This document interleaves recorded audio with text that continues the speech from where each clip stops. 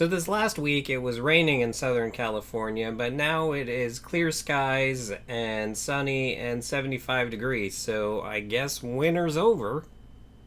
Roll the thing.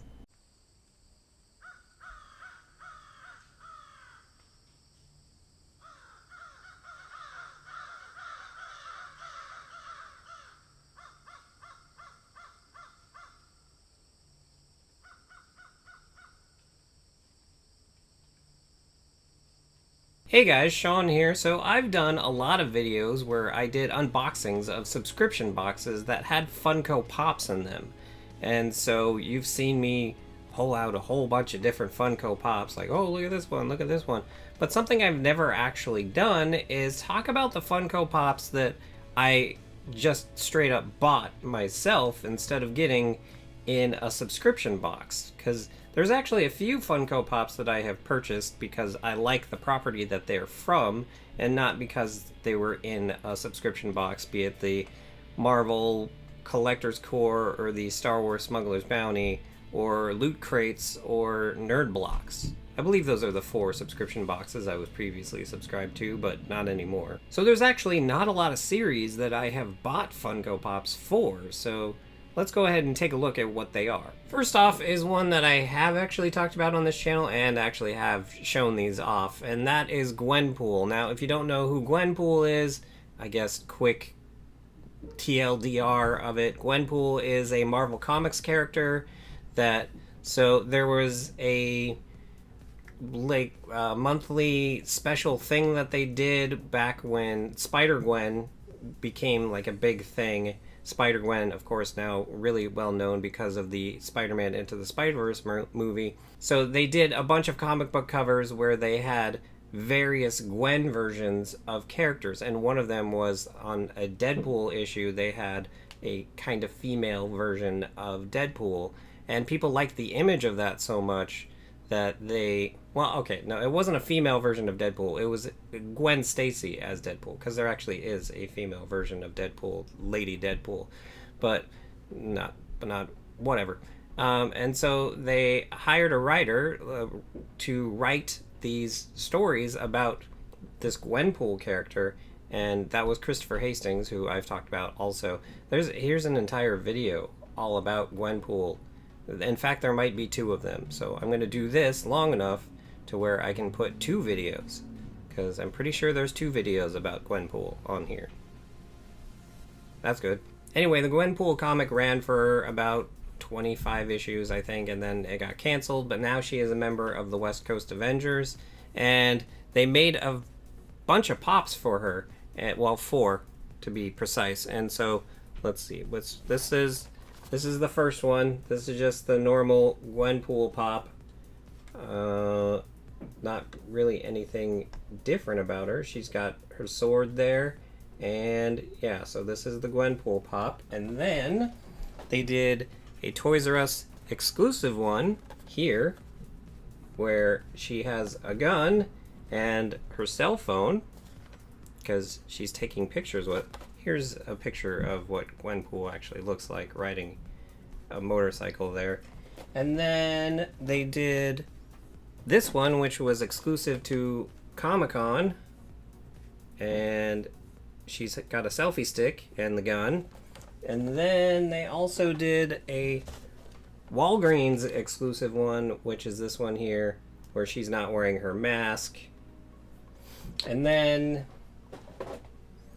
there's also a convention exclusive rock candy one. Now, rock candies aren't exactly Funko Pops, but let's see if I can focus. Yeah, but they are Funko made, so that's why I got this, because it was a Funko made, and it's Gwenpool, and I love Gwenpool. She's like my favorite comic book character ever. So that's Gwenpool. Now, as long as we're talking about comic book characters and pops that I've already shown in a video previously, let's talk about this one here.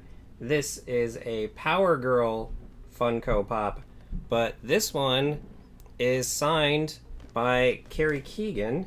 Now, if you don't know who Carrie Keegan is, well, here's a video all about Carrie Keegan that you can watch that will explain who she is. The reason that she was selling these Funko Pops at what the convention that I saw her at is because she's kind of partly well known for when she used to co-host Attack the Show on G4. They had a running skit where she would dress up as Power Girl. Here's a picture of that, of her dressed up as Power Girl. And so that's why she was selling these signed by her.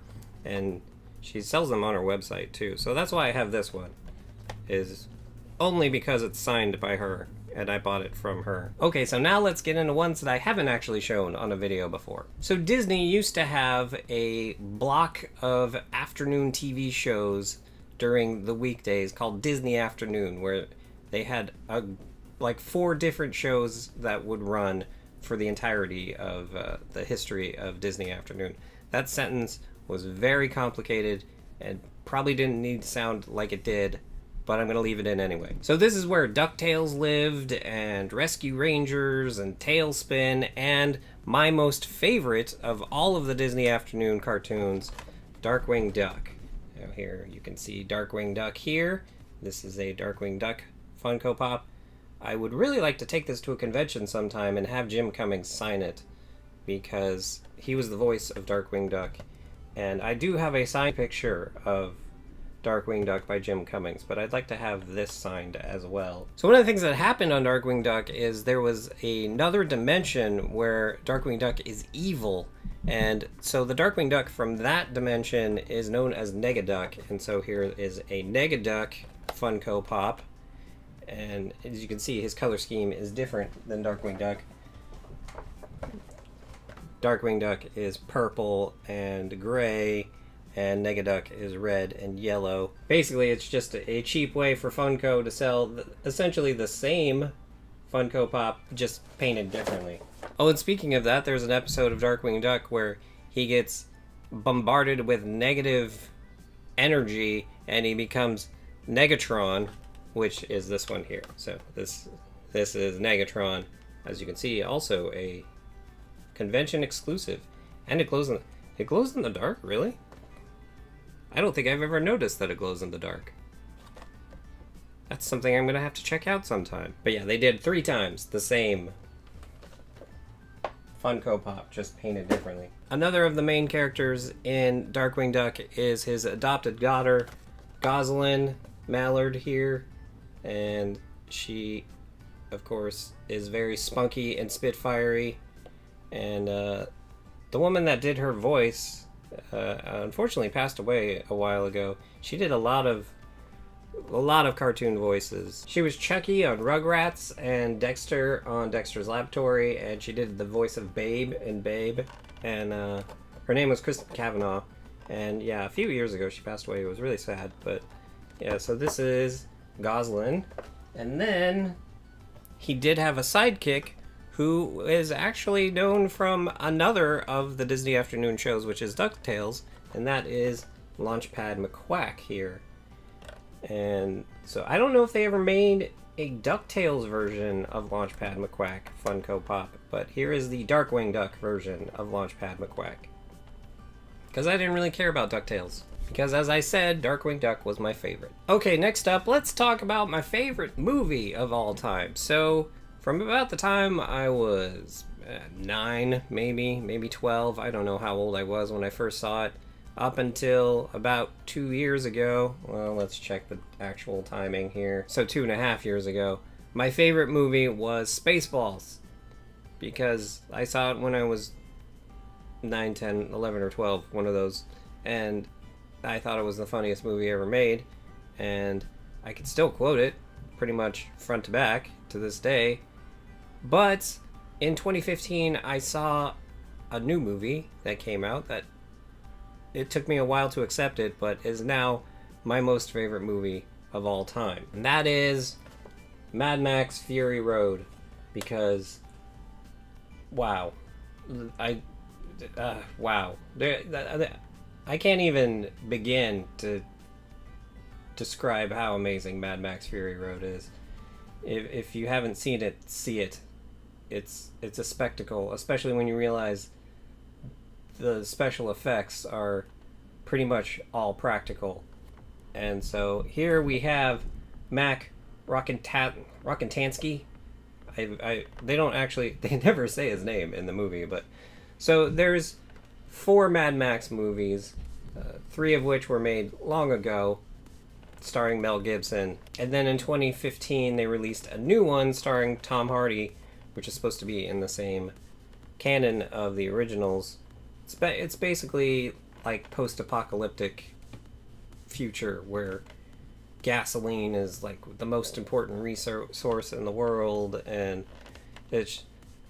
I'm not gonna sit here and describe the plots of Mad Max. Just know that it's amazing. They're amazing action movies. So this is Max, and then let's see, next up we'll go with Imperator Furiosa. I'm not even sure if I'm saying that right. Anyway, Furiosa. This is the character played by Charlize Theron, and she is amazing in the movie. Pretty much the main special effect of the movie is her left arm, because she is missing her left arm and she has kind of a mechanical arm. And that's the majority of the special effects for the movie. Then we have Nux here, who was one of the War Boys. And if you saw the movie, it makes sense who he is. The War Boys, they are the henchmen of the main bad guy, who we'll get to in a second. And yeah, they like to huff on a lot of chrome paint, because that's what they do. That's why his nose is all chromy like that. And speaking of the bad guy here, we have him. This is Immortan Joe, kind of heavy because of the size of his head. And yeah, I don't really have too much to say about him. He's disgusting in the movie, but that's kind of the point. Here we have one of Immortan Joe's brides, capable. One of the points of the movie is that Furiosa is trying to get his brides out of the city because they're essentially just slaves to Immortan Joe.